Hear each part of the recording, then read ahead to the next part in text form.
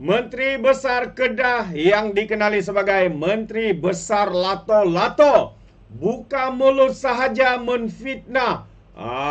Jadi baru saja habis ucapan-ucapan tahun baru Cina daripada pemimpin-pemimpin PAS. Kononnya harus ada perpaduan, harus ada hormat menghormati di antara kaum. Tetapi baru saja selang 2 hari sahabat semua, mereka sudah mula menfitnah, menggunakan isu DAP, menyerang Parti Amanah, ya, dengan isu perkauman, dengan mengaitkan DAP dan sebagainya. Jadi sahabat semua, jelas bahawa apa yang mereka katakan, ucapan-ucapan mereka pada Tahun Baru Cina hanyalah ucapan di mulut, tetapi bukannya di hati ataupun dalam pemikiran yang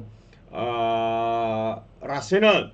Jadi sahabat semua, hari ini dikatakan, ya, Setiausaha Agung Parti Amanah, ya, akan membuat laporan polis secara besar-besaran di seluruh negara terhadap fitnah terkini daripada Sanusi ataupun digelar sebagai MB Lato-Lato. Kenapa MB Lato-Lato? Sepermainan Lato-Lato ini kalau dimainkan dia hanya kuat bising tetapi tidak pun bermakna. Begitu jugalah umpama mulut kepada Menteri Besar Kedah ini. Jadi sahabat semua, menarik untuk saya bawakan bersama dengan anda. Tapi sebelum saya teruskan, jangan lupa juga untuk terus support Orang Dapat Channel dengan cara tekan butang subscribe, like dan share. So mari kita ikuti fitnah terkini daripada PAS. Fitnah adalah nafas bagi lebay-lebay PAS, pemimpin-pemimpin PAS. Dakwa dilahirkan DAP, Amanah mahu buat laporan polis terhadap Sanusi. Jadi apakah sebenar yang dikatakan oleh Sanusi? Apakah fitnah yang dibuat oleh Sanusi ini hanya selang beberapa hari selepas perayaan Chinese New Year? Amanah akan membuat laporan polis di seluruh negara terhadap Menteri Besar Kedah Muhammad Sanusi yang didakwa menfitnah parti itu. Setiausaha Agungnya yaitu Faiz Fazil berkata, laporan itu susulan ucapan Sanusi pada program Himpunan Ummah Selamatkan Malaysia di Kedah semalam yang mendakwa Amanah dilahirkan oleh DAP. Fitnah ini telah lama dimainkan dan ia ditiupkan semula semalam yang menunjukkan betapa terdesaknya Parti PAS untuk terus bermain dengan isu sentimen agama dan juga kaum. Justru katanya Amanah melalui Biro Mobilisasi akan menggerakkan laporan polis dibuat di seluruh negara supaya siasatan dibuat terhadap PAS yang semakin ketagih membudayakan politik fitnah dan juga adu domba yang kesannya sangat bahaya kepada negara. Tambahnya lagi, rakyat Malaysia perlu dijamin kehidupan yang sejahtera dengan membuang awal-awal sikap ekstremis yang sedang dibina oleh Parti PAS hari ini, katanya dalam satu kenyataan media. Sementara itu menurut Faiz lagi, laporan polis juga akan dibuat terhadap satu artikel ditulis oleh Nur Hafizul Badrul Hisham bertajuk Fitnah PAN Parti Amanah Negara terhadap Agama Lebih Bahaya yang disiarkan oleh Harakat Daily. Jelas ciri-ciri fitnah yang dibuat oleh PAS ini adalah satu serangan tersusun untuk melemahkan Amanah, kata Faiz. Terdahulu, media melaporkan Amanah mempertimbangkan tindakan undang-undang terhadap Sanusi berhubung dakwaan parti itu ditubuhkan DAP untuk memecah belahkan PAS. Naib Presidennya Mahfuz Omar menafikan dakwaan itu dan menegaskan Amanah diasaskan oleh bekas ahli-ahli PAS yang menolak hala tuju politik parti berkenaan. Kerana PAS ini dikatakan oleh Muhyiddin Yassin sebagai parti ajaran sesat. Bukan saya katakan, tapi itu adalah kenyataan daripada pengerusi Perikatan Nasional yang bersama dengan PAS hari ini. Jadi, mengulas lanjut, Faiz berkata, sejak ditubuhkan 9 tahun lalu, Parti Amanah berjaya menggerakkan ke seluruh negara dengan menubuhkan 180 pertubuhan kawasan dan berjaya membentuk kerajaan di peringkat persekutuan dalam 2 pilihan raya umum. Jelasnya, Amanah ditubuhkan untuk meneruskan perjuangan Islam yang kini tergelincir jauh daripada kompas perjuangan Parti PAS. Dasar perjuangan Islam jelas termaktub dalam perlembagaan Amanah dan prinsip untuk menegakkan rahmat untuk semua kekal menjadi teras perjuangan Amanah. Katanya, saya tegaskan bahawa Amanah tidak ditubuhkan untuk melawan PAS, dan Perubahan Amanah bebas daripada pengaruh mana-mana parti, termasuklah parti DAP. Seperti mana yang selalu difitnah oleh parti PAS, tegasnya. Inilah sahabat semua. Pemimpin PAS mengatakan harus adanya perpaduan, hormat menghormati di antara kaum dan sebagainya. Ucapan tahun baru Cina mereka. Tetapi belum pun habis 1 bulan perayaan tahun baru Cina ini sahabat semua, mereka sudah pun mula membuat fitnah menyentuh berkaitan dengan isu bangsa dan agama. Betapa terdesak dan betapa kesiannya kita melihat parti PAS ini. Karena itulah rakyat Borneo tidak suka dengan parti PAS ini. Karena PAS ini adalah sebuah parti yang ekstrim, memainkan isu fitnah, menghasut, menunggang isu bangsa dan agama. Politik di Sabah tidak akan membenarkan permainan politik jijik seperti ini.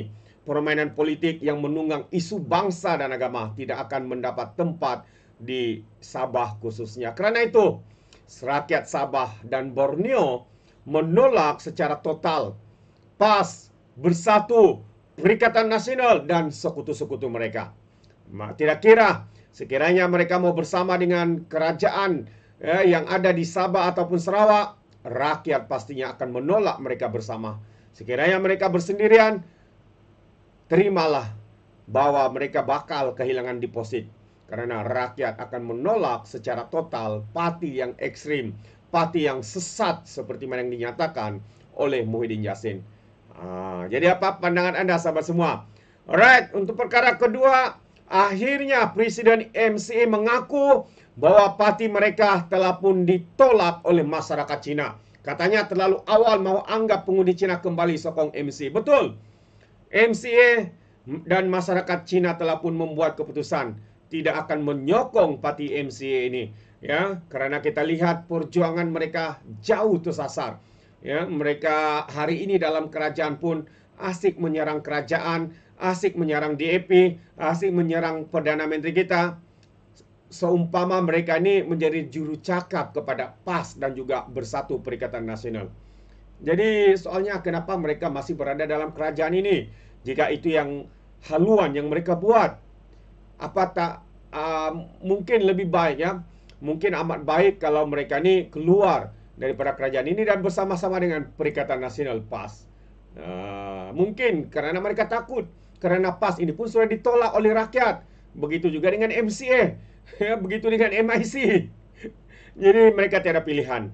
Kalau tiada pilihan, tahu-tahulah ya, berilah atau tunjuklah kamu berada dalam kerajaan, bukan menunjukkan kamu itu sebagai musuh dalam selimut.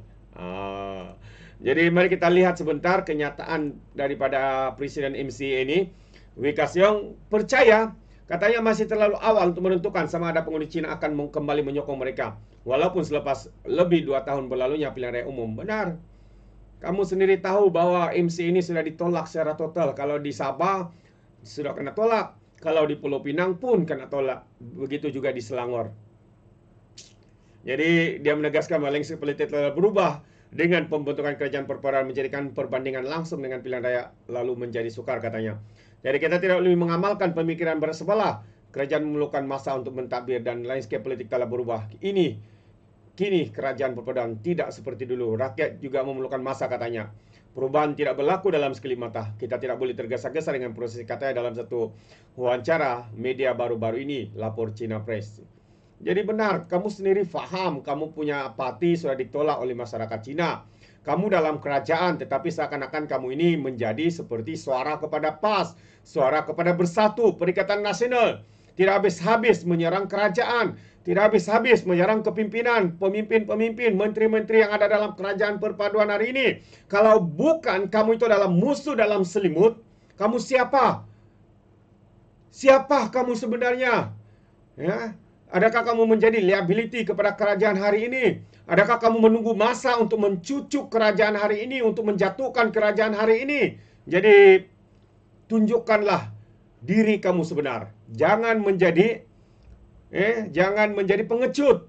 Kalau kamu mau keluar daripada kerajaan ini, kita persilakan. MCA tidak pun memberikan nilai tambah kepada kerajaan perpaduan hari ini. Yang kita lihat, pemimpin-pemimpin kamu ya menyerang kerajaan hari ini. Ya, dikatakan di Johor terkini seorang individu yang dikatakan ahli MCA menghina Melayu, menghina agama dan sebagainya. Satu laporan polis telah dibuat. Lepas tu presidennya sendiri menyatakan, kami minta maaf kerana keterlanjuran. Aduh, begitu senangnya mereka, sahabat semua. Jadi ketahuilah, dan MC sendiri menyedari bahawa mereka sebuah parti yang kini sudah ditolak rakyat, dan pastinya perkara itu tidak akan berubah. Sekiranya kamu bertindak seperti pengkhianat, bertindak seperti musuh dalam selimut, yang menunggu masa untuk mencucuk, menjatuhkan kerajaan hari ini, ketahuilah nasib kamu pada pilihan raya umum yang akan datang. Pastinya rakyat akan menolak, seperti mana juga rakyat menolak PAS, Bersatu Perikatan Nasional, dan juga gelakan. Tak gelak, tak makan. Alright. Itu pandangan saya, sahabat semua. Bagaimana dengan Anda? Anda boleh berikan komen di dalam ruangan komen. Jadi izinkan saya untuk mengundurkan diri. Dan seperti biasa, peribahasa mengatakan, tak apapun kangkap, 2 tahun keinginan. Dalam bahasa Melayu, tepuk dadah, tanya selera. Sekian je daripada Alright Nopa Channel. Saya kita berjumpa lagi. Bye-bye.